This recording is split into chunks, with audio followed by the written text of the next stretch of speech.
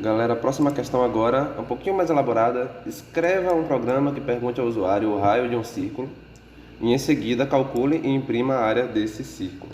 Pronto, vamos entrar lá no nosso PyCharm. Vamos gerar um novo arquivo aqui, ó, separadinho.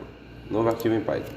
Isso aqui vai ser o que? Raio do círculo, por exemplo. Eu posso colocar qualquer nome aqui. Posso colocar 1, 2, 3, 4, 5. Posso colocar João, qualquer coisa, Bahia, Vitória.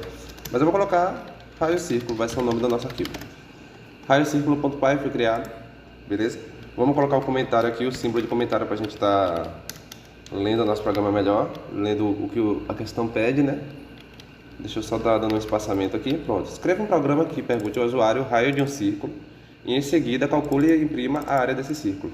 Vamos lembrar aqui, vou colocar aqui no canto rapidinho. Qual é a fórmula do da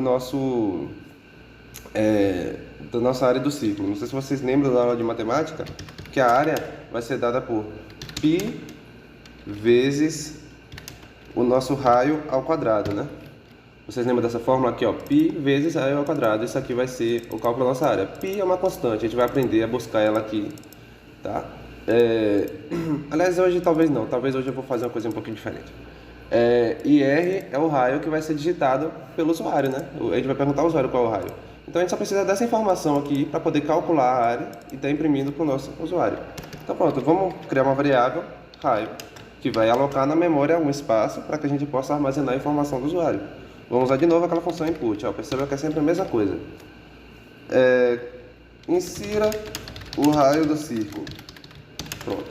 Nosso algoritmo vai ser capaz aqui de calcular a área do círculo baseado no raio dele.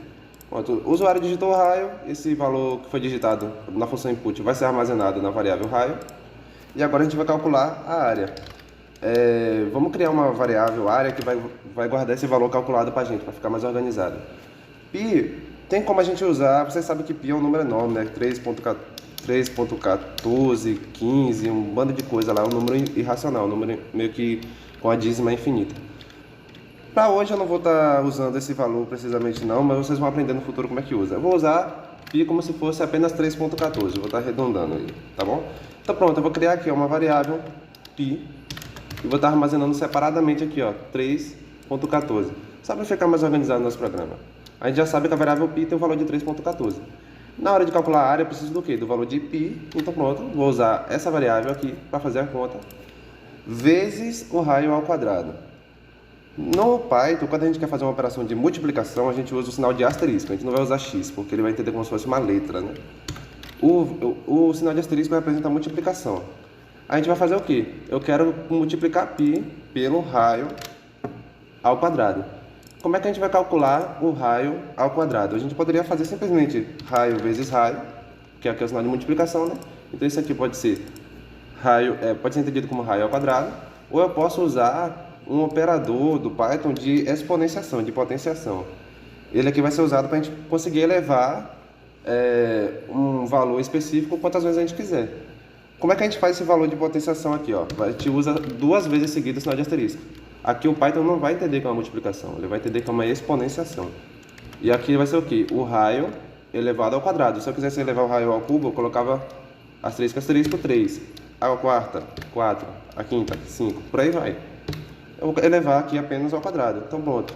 Só colocar em parênteses aqui não seria necessário, pela ordem de precedência que eu vou explicar no futuro, mas colocar um parênteses aqui que o Python entende que a gente vai dar prioridade a esse cálculo de elevar o raio ao quadrado, para depois multiplicar por π, beleza?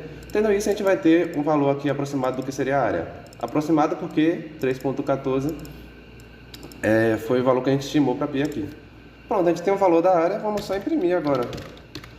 Área do círculo. Seguido aqui da informação da área. Perfeito. Aqui a gente já tem impresso o valor que foi solicitado, que é π vezes raio ao quadrado, né? Perfeito. Vamos testar aqui se funciona. O raio do círculo. Se o raio do meu círculo fosse 2... Eita, deu um problema aqui que é muito importante. Aqui, ó. Quando vocês estiverem programando, isso aqui é comum aparecer erros, tá? E a gente vai aprender a ler os erros. O que aqui está dizendo? Está em inglês, mas está dizendo que não consegue fazer o sinal de potenciação, que é esses dois asteriscos, entre um string e um valor inteiro. Por que isso aqui está string? Quando a gente digita o valor aqui, que foi na função do input, quando o usuário digita aqui, o raio do meu círculo vai ser 2, não vai ser entendido automaticamente como um valor inteiro, tá? Eu já falei para vocês na última aula que isso aqui vai ler strings, aí automaticamente o valor que ser lido aqui vai ser entendido como se fosse do tipo string. O que é tipo string? É um tipo, entre aspas, que pode ser qualquer texto. Eu expliquei para vocês na última aula isso. Como é que a gente faz para entender, para que o computador entenda que o nosso raio aqui vai ser do tipo inteiro? A gente precisa colocar essa função de input dentro de outra função chamada int. Essa função int transforma o que está dentro dela, o que é recebido aqui dentro, em um valor inteiro. Eu vou colocar aqui dentro a função input, porque essa função input vai ler o valor digitado, tá? Essa função input, a partir do momento que eu coloco aqui, ela vai ler o que o usuário digitou. E esse valor que foi digitado, se o usuário digitou, por exemplo, João, é a mesma coisa de eu ter colocado aqui dentro dessa função João. Se o usuário, da função input, digitou, por exemplo, 123, 123 vai estar como string, só que aí a função int vai transformar esse valor de string aqui, esse valor textual, em um valor numérico. Aí a nossa variável de raio vai ser a mesma coisa que a gente colocar que é isso aqui, ó, 123 numérico sem as aspas, tá vendo? Simbolizando que é de fato um valor inteiro. Então pronto, o que a gente vai colocar dentro da função int, vamos colocar esse input. Vamos testar agora para ver se funciona. Insira o raio do círculo. Se eu digitar que o raio é 2, ele já calculou uma área aproximada aqui, que a área do meu círculo vai ser 12,56. Se eu testar agora com o raio 5, por exemplo, a área do círculo já subiu para 78,5. É isso aí.